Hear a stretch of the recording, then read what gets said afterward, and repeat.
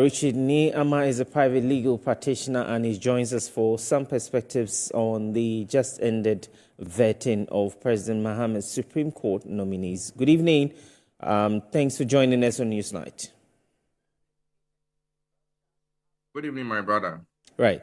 Now, let's go straight into the conversation. And from the beginning to the end of the vetting, we have seen some criticism and even puts the majority on their toe, knowing very well that if they don't do their things right, the opposition is definitely going to have something to say about what they are doing. So I believe it is normal that is what the 1992 Constitution expects, and that is what is happening in Parliament. All right. Now, the rules governing Parliament says there must be an appointments committee, but there are views that setting up a committee with CSOs would be ideal. Do you agree to this as well? Well, on what basis will those CSOs be selected? Mind you, we are talking about the people's representatives.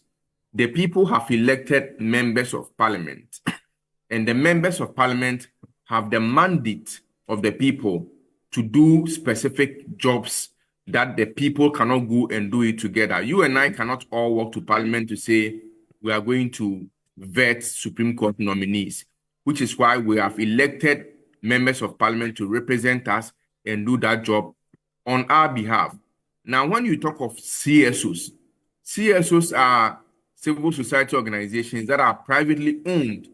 They don't have the mandate of the people. The people have not elected them. Of course, I will agree with you that most of them have certain level of expertise, and this expertise could be brought to bear.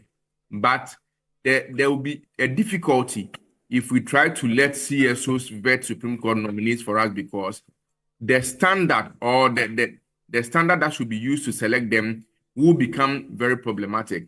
What I think rather we can do, and which I think is a problem we have, is that you could see that some of the questions that were asked by some of the MPs were not backed by research. And so, in my view, the questions were, for want of a better word, maybe too light-weighted.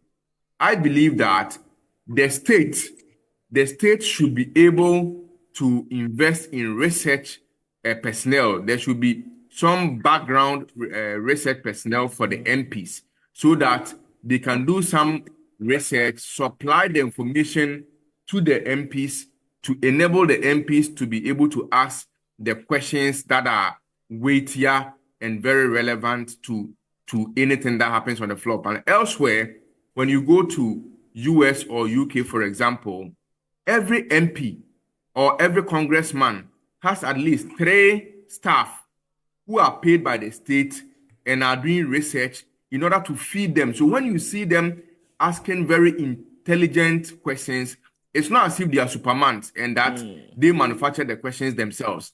It is their research team which has gone to dig and do research and bring the questions for them to be able to ask those questions. And so I believe we should do the same thing for our MPs. They are not superhumans.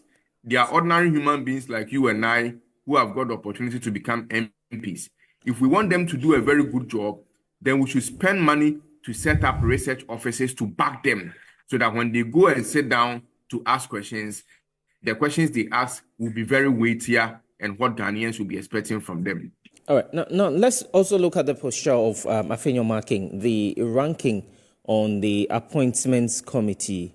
Do you think sometimes it veers off as some believe, or you think the optics are good? Well, I don't want to be dragged into politics. All I can say is that he is a politician, he's an opposition member of Parliament, and he's doing his job as is expected of him. If in doing his job, he veers off or he plays politics, it is part of the game. And that is what Ghanaians expect him to do.